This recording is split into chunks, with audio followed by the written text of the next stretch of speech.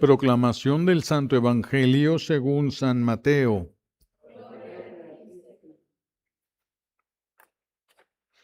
En aquel tiempo Jesús propuso esta parábola a la muchedumbre. El reino de los cielos se parece a un hombre que sembró buena semilla en su campo, pero mientras los trabajadores dormían, llegó un enemigo del dueño, sembró cizaña entre el trigo y se marchó. Cuando crecieron las plantas y se empezaba a formar la espiga, apareció también la cizaña. Entonces los trabajadores fueron a decirle al amo: Señor, ¿qué no sembraste buena semilla en tu campo? ¿De dónde pues salió esta cizaña? El amo les respondió: De seguro lo hizo un enemigo mío. Ellos le dijeron: ¿Quieres que vayamos a arrancarla? Pero él les contestó: No sea que al arrancar la cizaña, arranquen también el trigo. Dejen que crezcan juntos hasta el tiempo de la cosecha. Y cuando llegue la cosecha diré a los segadores: Arranquen primero la cizaña y átenla en gavillas para quemarla, luego almacenen el trigo en mi granero. Luego les propuso esta otra parábola. El reino de los cielos es semejante a la semilla de mostaza que un hombre siembra en un huerto. Ciertamente es la más pequeña de todas las semillas, pero cuando crece llega a ser más grande que las hortalizas y se convierte en un arbusto, de manera que los pájaros vienen y hacen su nido en las ramas. Les dijo también otra parábola. El reino de los cielos se parece a un poco de levadura que una mujer tomó y la mezcló con 3 medidas de harina, y toda la masa acabó por fermentar. Jesús decía a la muchedumbre todas estas cosas en parábolas, y sin parábolas nada les decía, para que se cumpliera lo que dijo el profeta: Abriré mi boca y les hablaré con parábolas, anunciaré lo que estaba oculto desde la creación del mundo. Luego despidió a la multitud y se fue a su casa. Entonces se le acercaron sus discípulos y le dijeron: Explícanos la parábola de la cizaña sembrada en el campo. Jesús les contestó: El sembrador de la buena semilla es el Hijo del Hombre. El campo es el mundo. La buena semilla son los ciudadanos del reino. La cizaña son los partidarios del enemigo. El enemigo que la siembra es el diablo. El tiempo de la cosecha es el fin del mundo, y los segadores son los ángeles. Y así como recogen la cizaña y la queman en el fuego, así sucederá al fin del mundo. El Hijo del Hombre enviará a sus ángeles para que arranquen de su reino a todos los que inducen a otros al pecado y a todos los malvados, y los arrojen en el horno encendido. Allí será llanto y desesperación. Entonces los justos brillarán como el sol en el reino de su Padre. El que tenga oídos, que oiga. Palabra del Señor. Recibimos la bendición con la palabra de Dios. Siéntense, por favor. Gracias.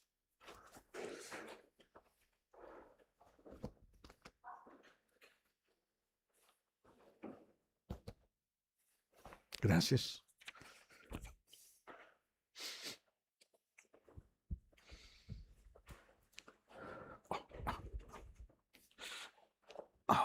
Muy bien.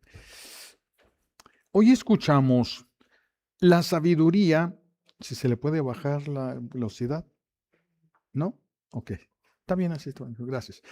Hoy escuchamos la misericordia y la sabiduría de Dios en acción. Misericordia y sabiduría de Dios en acción. Estamos viviendo un tiempo en el que hay muchos escándalos en la iglesia. Se oyen escándalos de sacerdotes, escándalos de obispos, escándalos de cardenales. Hay muchos escándalos ahorita en la iglesia. y hay algunos que se escandalizan al cómo es posible que el sacerdote, cómo es posible que el obispo, cómo es posible que los cardenales, y se escandalizan por los escándalos que hay en la iglesia. Se les olvida esto que escuchamos el día de hoy, que nuestro buen Dios ha querido, así lo ha dispuesto, que el trigo crezca junto con la cizaña. Que el trigo crezca junto con la cizaña. Esto sucede después del pecado original. Comienza después del pecado original. Desde entonces, unos creen que son trigo, pero son cizaña, y otros creen que son cizaña, pero son trigo. Por eso es tan importante sumergirnos ahorita en esta enseñanza. El trigo y la cizaña son muy parecidos. De hecho, cuando nace la espiga, el tallo, cuando se ve, son idénticos. La diferencia se da solamente cuando maduran. El trigo se dobla por el peso de los granos que tiene, pero la cizaña, como no tiene granos, entonces permanece firme, permanece muy derecha. Así es como si se diferencia. Lo demás es muy parecido. Por eso en la parábola Jesús dice, no vayan a cortar trigo pensando que es cizaña. Dejen que las dos crezcan juntas. ¿Y por qué Dios así lo ha querido? ¿Por qué Dios así lo ha permitido? La razón la escuchamos en la primera lectura del día de hoy, del libro de la sabiduría, donde dice, tú le das tiempo al pecador para que se arrepienta. Por eso permite que el trigo y la cizaña crezcan juntos, para que el que es cizaña tenga tiempo para convertirse en trigo y no se vaya a perder, no se vaya a condenar. Esta estrategia divina ha dado grandes resultados, muy grandes resultados. Si el Señor descartara a todos los pecadores, pues ¿quién podríamos venir a la Santa Misa? ¿Quiénes podrían estar delante de Dios? Pero su estrategia ha dado grandes resultados. Grandes pecadores se han convertido en grandes santos. Por ejemplo, San Francisco de Asís. Por eso el Señor permite que muchas personas malas o con ciertas debilidades puedan estar cerca de Él o en el servicio incluso de la iglesia. Pero es porque quiere darles tiempo de que se arrepientan, solo por eso. Y esto, repito, uno de los primeros frutos de esto es San Francisco de Asís. Un hombre era joven, lujurioso, era soberbio y todo, y sin embargo el Señor se espera hasta que logra atraparlo, hasta que logra agarrarlo y lo convierte en San Francisco de Asís. Y así podemos ver otras historias. San Agustín, un hombre sumamente inteligente, es una de las mentes más brillantes que ha tenido la iglesia, y también era lujurioso, alcohólico y todo, y sin embargo el Señor lo agarra. Y también San Agustín. Y así vemos muchos. María Magdalena, una mujer que se prostituía voluntariamente, y sin embargo el Señor le expulsa los 7 demonios que la llevaban a ser lo que era, y una vez que la libera, se convierte, es cizaña que se convirtió en trigo. Vean cómo sí da resultado los planes de Dios, pero nos toca aguantar muchas cosas. Nos toca aguantar las debilidades de aquellos y la violencia a veces de aquellos que son cizaña. Pero ¿por qué Dios permite que nos hagan sufrir a nosotros? Porque el Señor, a través de las debilidades de los malos, pone a prueba la fe de los buenos. Entonces, no es tiempo perdido, no es algo fuera de la voluntad de Dios, no es algo simplemente que está allí. Todo tiene una razón, todo tiene un porqué, todo tiene un para qué en los planes de Dios. Y entonces, el Señor permite que los malos hagan lo suyo solo para poner a prueba la fe de los buenos. De esta manera vemos cómo todos sirven al plan de Dios, buenos y malos. Los buenos de manera consciente, los malos de manera inconsciente. No se dan cuenta que están sirviendo a los planes de Dios, a la providencia divina, pero aunque no se den cuenta, de todos modos le están sirviendo. De todos modos, aunque no se den cuenta. A veces nosotros creemos que somos trigo, pero en realidad somos cizaña, o a veces pensamos que somos cizaña por los errores que hemos cometido, por los resultados que vemos en la familia, y no es siempre así. A veces es al contrario, pero hay un choque siempre entre el trigo y la cizaña. Hay un choque porque son diferentes. No pueden estar bien entre el trigo y la cizaña. No se puede abrazar el pecado y abrazar la santidad. Son cosas completamente separadas. Entonces va a haber un choque. Este choque que se da a diario se ve muy claro en las parroquias. En las parroquias por eso hay divisiones, conflictos, murmuraciones. ¿Por qué? Porque la cizaña y el trigo crecen juntos. ¿Todo es cizaña? No, no todo es cizaña. Ha dado la iglesia frutos de grandes santos. No todo es cizaña, pero tampoco no todo es trigo.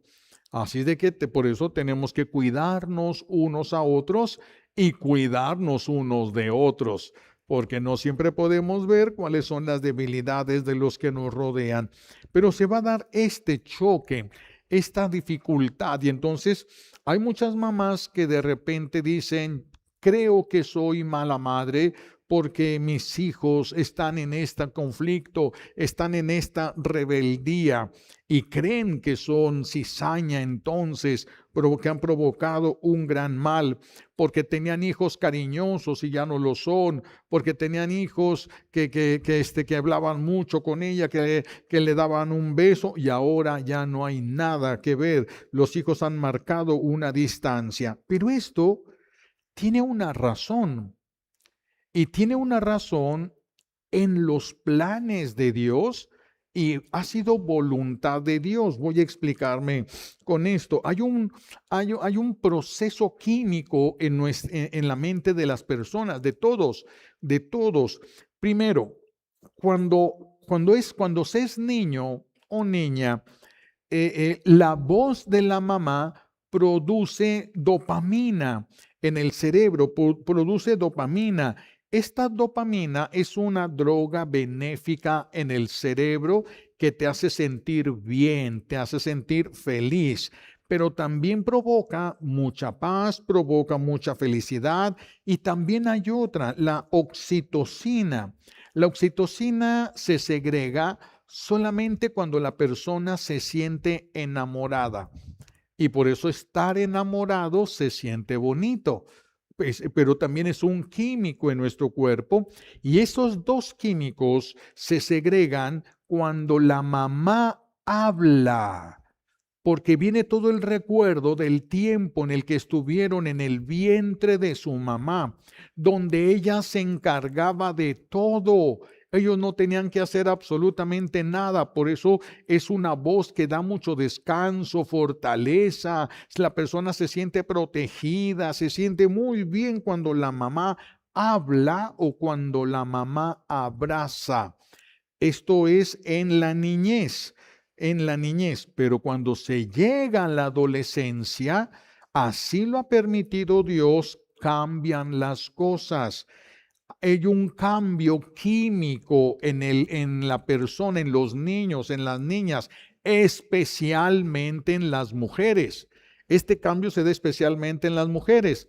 En algunos se da desde una edad muy temprana, 11, 12 años. En otros se da mucho más tarde que esto, en lo normal, que vendría siendo en la adolescencia, 13 años, 14 años. En otros se da un poquito después, pero siempre hay este cambio químico en los niños. Y ahora, por el cambio químico, la voz de la mamá que antes daba protección, paz, calor y todo, ahora genera cortisol.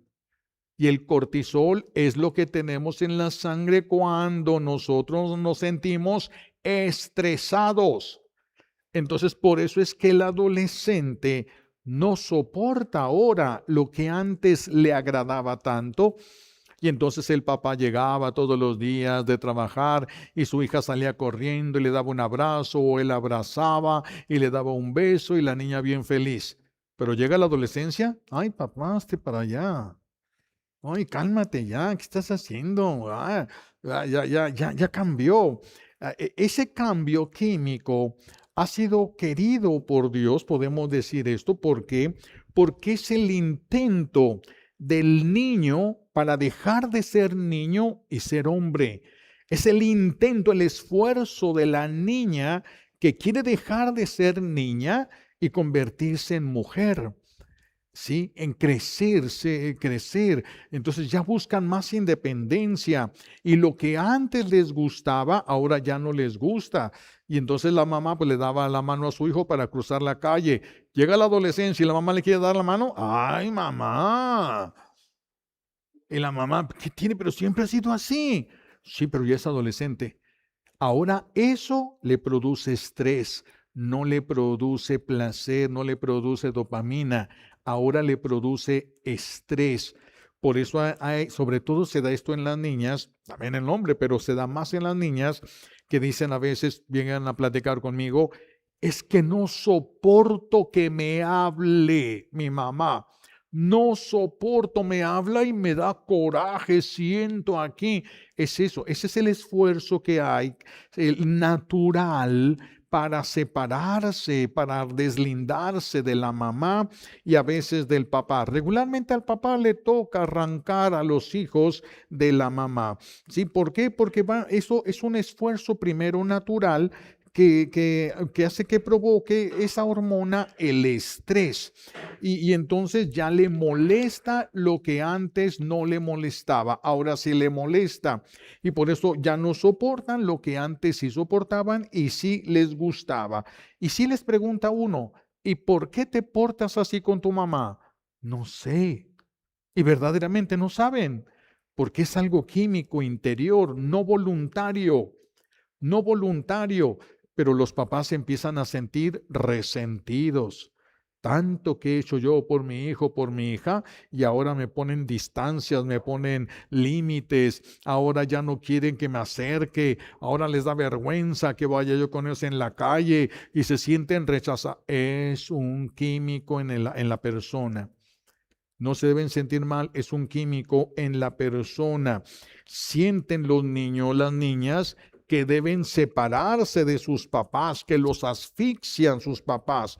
Y es verdad, es verdad. Hace unos días unos amigos me platicaban, un hombre de 60 años al que su mamá todo le dio, lo sobreprotegió. No podía el niño aun cuando tenía 20 y 30 años, estornudar porque corría a la mamá. Si se metía en un problema, en una deuda, la mamá la pagaba. Todo lo solucionaba la mamá, todo lo solucionaba la mamá. Pero un día se murió la mamá. Entonces, ya con problemas de drogas, problemas de alcohol, va con su hermana y su hermana lo deja que se quede en la casa, pero empieza a drogarse y empieza a tomar y la hermana le dice, oye, no, te estoy dando permiso de estar aquí, pero no puedes hacer esto. Y le dice él, tú tienes la obligación, fíjense, obligación de soportarme, de ayudarme. Y él dice, no, ya tienes la casa que te dejó mi mamá, vete a vivir allá. ¿Y qué voy a comer? 60 años, porque siempre le solucionaron sus problemas. La mamá se le olvidó que un día se iba a morir y le dijo él, tienes obligación de atenderme, tienes obligación. Y luego le dice, tú tienes dinero, tienes obligación de darme, porque yo soy tu hermano. ¿Quién echó a perder ese niño? La mami, su mami, porque lo consintió, porque no le puso límites, porque no le puso reglas, porque vino este momento, pero él utilizó, vea que la mamá podía, que la mamá estaba siempre pendiente de él, como aquello que sí, tantas veces lo hemos dicho, ¿no? de la señora que llegó a su casa de trabajar y ¡onta mi bebé! ¡Onta mi bebé! De repente ahí de uno de los cuartos una vocesota, ¡ay mamá, ya cálmate, ya tengo 40 años! Ah, sí, dice la mamá, bueno, pues entonces ponte las pilas porque de ahora en adelante vas a pagar la mitad de la renta, vas a dar para la comida, vas a pagar la luz, yo voy a pagar el agua. Cuando empiece aquí estoy, aquí estoy. Es más fácil, ¿verdad? Entonces algunos ahí se quedan, pero cuando se quedan, cuando doblan las manos, que a veces lo hacen por sentimientos de culpa, porque tienen mamás chantajistas. Ay, si me muero, tú vas a tener la culpa. Y él, ay, yo voy a tener la culpa si se muere mi mamá. Y entonces se explota por esto que Dios puso este dispositivo bueno, pero manda a volar a su mamá y le grita sus verdades. Se va a su cuarto y empieza la culpa. Y dobla las manos y va con su mamá, le pide perdón y le promete que va a seguir siendo dócil y fiel, a pesar de que la naturaleza le grita otra cosa. A pesar de que la naturaleza le grita otra cosa. Y por eso muchos, para que no los eche a perder a los hijos, Dios les puso este límite. Pero las mamás se sienten resentidas, los papás también se sienten rechazados por sus hijos. No están rechazados, no están rechazados, pero como es cortisol, necesitan poner límites y leyes. Si ustedes no ponen límites y leyes, ese cortisol puede pasarse de la raya y puede ser que el hijo, que la hija se vuelva violenta, se vuelva con problemas mayores, a pecados mayores. Por eso se ponen los límites. No se le va a decir, no sientas eso. No, puedes sentirlo, pero tienes que controlarlo. Es como cuando el papá pone los límites y el muchacho empieza a gritar, ey, ey, ey, ¿quieres gritar? Pon tu casa y grita en tu casa, esta es la mía. Le pone límites, le pone reglas. Y entonces el muchacho ya se va dando cuenta que tiene que aprender a controlarse. Cuando no se pone esto, pues los echan a perder, porque entonces son juniors nada más, ¿verdad? Hijos de papi que creen que pueden hacer todo y que todos están obligados a soportarlos. No, eso no es verdad. Y simplemente van a terminar solos, como ese hombre de 60 años que cree que tiene la razón, pero pues no. Y la hermana pues terminó sacándolo de la casa. Es lo único que puede pasar. ¿Quién hizo eso? Fíjense cómo la mamá, por evitar eso, es a donde avienta a los hijos. Es que la mamá tiene una búsqueda de sobreprotección muy grande. Mucho, su instinto materno desordenado las lleva a esto. No decimos que sean malas intenciones, pero las lleva a esto. Y con estos químicos el Señor permite que los hijos empiecen a desprenderse de los papás y empiecen a ser más independientes, algo que les va a servir durante toda la vida, contra el rechazo que sienten los papás en sus hijos adolescentes. Hay quienes terminan la adolescencia a los 25 años, pero hay quienes están a los 50, 60 como y no han terminado de madurar, siguen en la misma adolescencia. Son como Peter Pan, el eterno adolescente, el que evade las responsabilidades, el que solamente quiere ser feliz, es el casado que quiere comportarse como si estuviera soltero, ir a las mismas fiestas y platicar con todo sin el respeto debido que se debe a aquella persona a la que dice que ama. Por eso es tan importante poner leyes, poner límites, porque hay un químico que no controlan los niños ni las niñas, no lo controlan, solo sienten, pero como son adolescentes, se les tiene que ayudar, poniéndoles límites, poniéndoles ciertas reglas, ciertas leyes. Entonces, cuando los papás, ¿por qué les digo esto? Porque hay muchos papás que todavía están resentidos con sus hijos, mamás que están resentidas con sus hijas por esta situación que se presentó. No entienden cuándo fue el cambio, no entienden cuándo ya no querían que se les diera un beso, porque para la mamá no crecen nunca. Pueden estar barbones y bigotones y no crecen. Para la mamá sigue siendo su niño pequeño, pero eso hace daño. Y de esa manera nuestro buen Dios nos desgarra de nuestros padres y nos prepara para poder llegar un día a formar una familia. Por eso, contra ese rechazo no se puede luchar. Tú no puedes arrancarle eso del corazón a tus hijos. Sí pueden, muchas mamás recurren al chantaje, pero no es conveniente.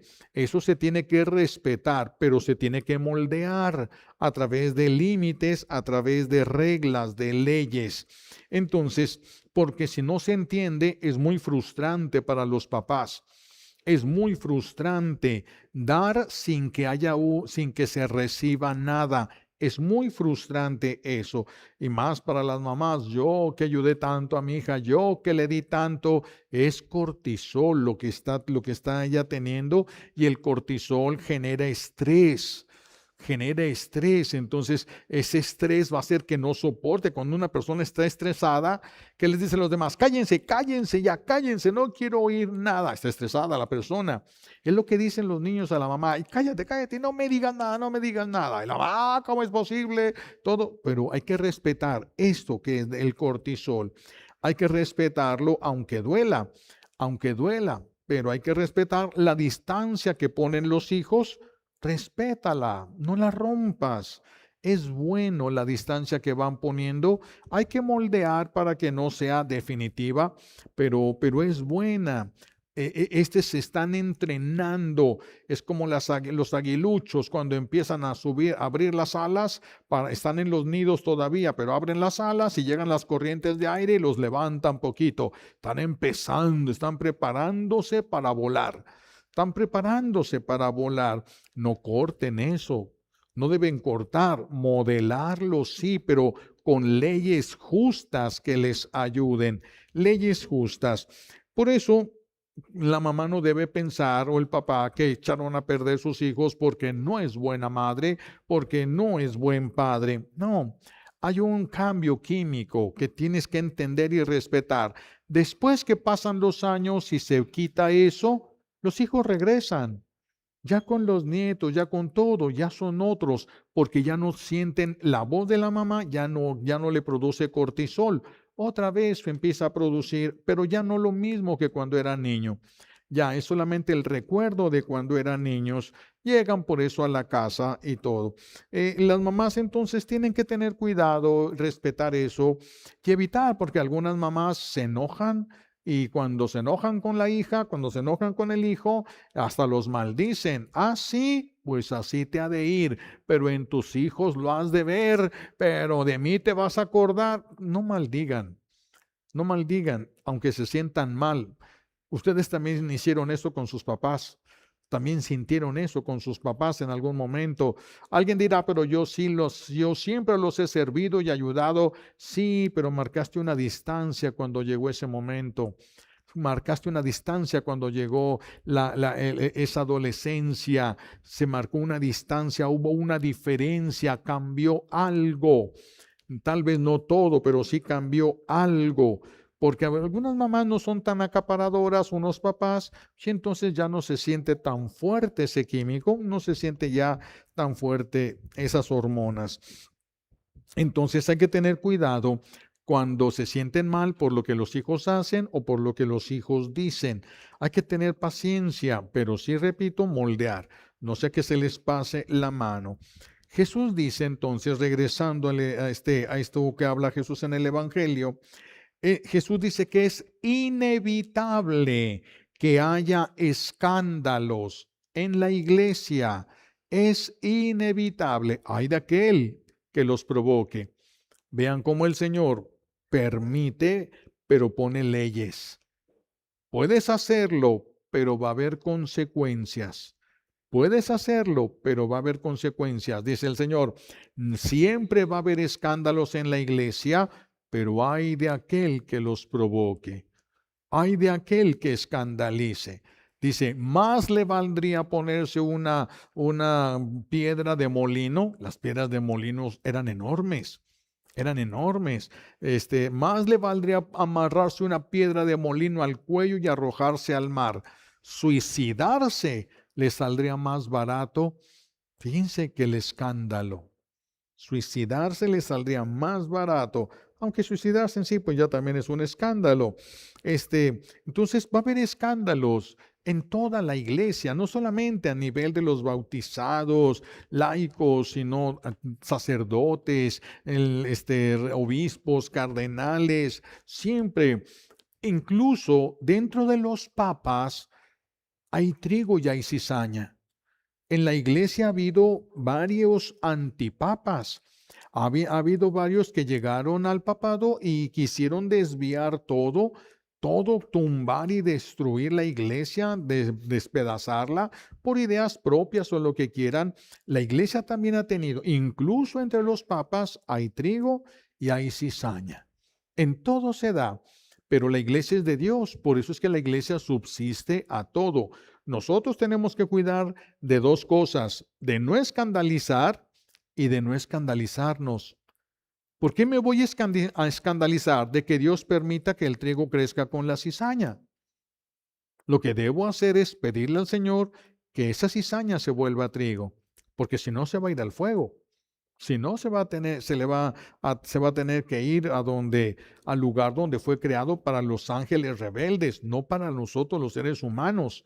Eso fue creado para los ángeles rebeldes. Y el que se descuide va a llegar allá, va a terminar allá. Pues esto tenemos que tener mucho cuidado. El Señor, repito, dijo, es inevitable que haya escándalos. Todos tranquilos, que ya los lefebristas, que ya los de estos, que ya aquello, que ya se habla de un cisma, que ya se habla. Siempre va a haber escándalos, siempre va a haber trigo y cizaña juntos. Nosotros, ¿qué nos corresponde? No escandalizarnos, orar por todo eso, orar para que el Señor conceda la gracia de que haya una reconciliación. Y nada más, orar, eso es lo que nos corresponde a nosotros, sin escandalizarnos. ¿Por qué? Porque el trigo y la cizaña van a crecer juntos cuando llegue el fin del mundo. Ya va a quedar muy claro. Claro, ya ahorita estamos en tiempos en que ya es muy claro quién es trigo y quién es cizaña. Ahorita cada vez es más claro. Hay algunos que son cizaña, pero todavía no se les nota.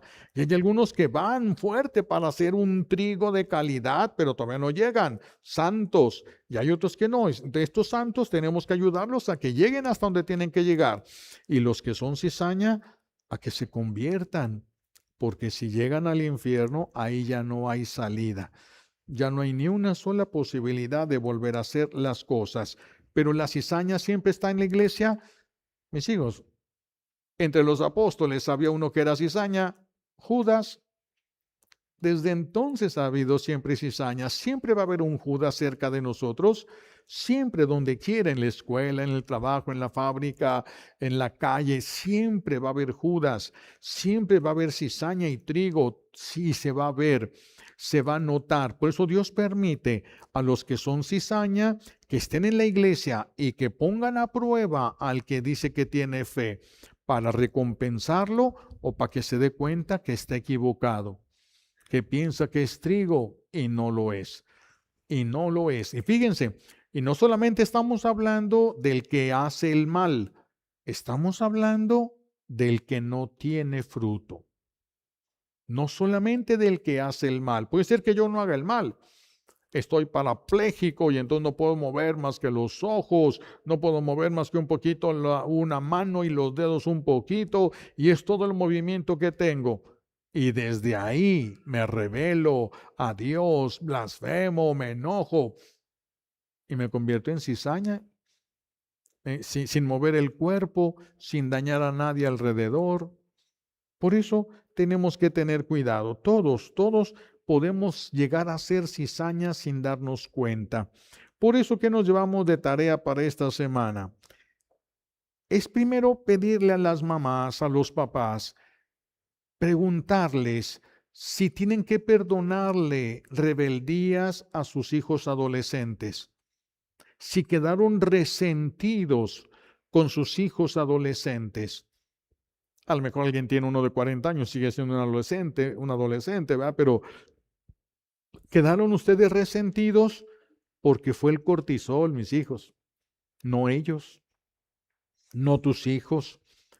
Ellos no te soportaban, tú nunca sentiste eso, a ti nunca te llegaron ese cortisol no, para tus hijos no, pero a ellos sí, porque los quería apartar de ti para que se independizaran. Por eso pregunten a tus hijos cómo se sienten contigo de su adolescencia, en sus rebeldías, cómo se sienten contigo. Es bien importante eso, porque eso se lo van a encontrar en el juicio cuando mueran. Pero si tus hijos te perdonan lo que hayas llegado a cometer sin darte cuenta, ¿por qué uno no se da cuenta? Porque como uno siente que es algo justo, se te olvida lo que hiciste. Pero el que pega se le olvida, pero al que le pegan, no. El que pega se le olvida, pero al que le pegan, no. Entonces revisen ustedes si hay que pedir perdón, si hay que reconciliarse con alguno de los hijos en esa etapa de la adolescencia. Revisen, y si tienen hijos adolescentes, revisen qué leyes justas y buenas. Claro que no es fácil porque tampoco ustedes nadie es perfecto en este mundo, pero más o menos leyes, ¿verdad? Se tienen que poner cuando la persona está tranquila, no cuando se siente alterada porque se le va a pasar la mano. Cuando la persona esté tranquila y pone sus leyes, pone sus reglas, pone sus límites y todo podría funcionar. Todo podría funcionar porque esa etapa pasa, parecen eternas, pero pasan esas etapas. También hay que revisar qué tan cizaña hemos sido nosotros. Si ustedes provocan división, peleas, si ustedes se dejan mover por los celos, por la envidia, por la rivalidad, entonces son cizaña. Son cizaña que está lastimando el trigo, pero lo están perfeccionando. Pero el que es cizaña no le sirve eso lo lleva más a condenación. Por eso hay que revisarlo. ¿Sí? También hay que pensar en esto. Nuestro buen Dios nos está dando tiempo. Si ustedes estuvieran ahorita en el hospital agonizando, ¿qué tiempo tienen para arrepentirse y corregir lo que hicieron? Nada, ya no tienen tiempo de nada. Y si ya estuvieran entubados pero conscientes y llegaran tus hijos ahí a llorar y tú con ganas de decirles que te perdonen, que los perdonas, que esto, pero ya tienes un tubo ahí, estás entubado, ya no estás con los ojos cerrados, ya no puedes mover el cuerpo, pero estás escuchando. Pero estás escuchando. Imagínense lo que eso es. Debe ser terrible. Debe ser terrible. Ay, por eso el Señor nos está dando tiempo. No es que esté de acuerdo como vivimos. Tal vez mi vida no le guste a Dios, no está de acuerdo, pero me está dando oportunidad de seguir mi vida para que me convierta, no para que me sumerja más en el pecado, para que me convierta. Para eso es la vida. Y ser nosotros instrumento por el cual Dios convierta a otros que eran cizaña y convertirlos en trigo, en algo bueno, ser algo comible para Dios, como Dios se hizo comible para nosotros. No es fácil, pero pues tenemos que trabajar. Tenemos que trabajar todo esto. Le pedimos a Dios Padre las gracias que necesitamos por los méritos de Jesucristo en la cruz y por la poderosa intercesión de la Santísima Virgen María al pie de la cruz. Alabado sea Jesucristo.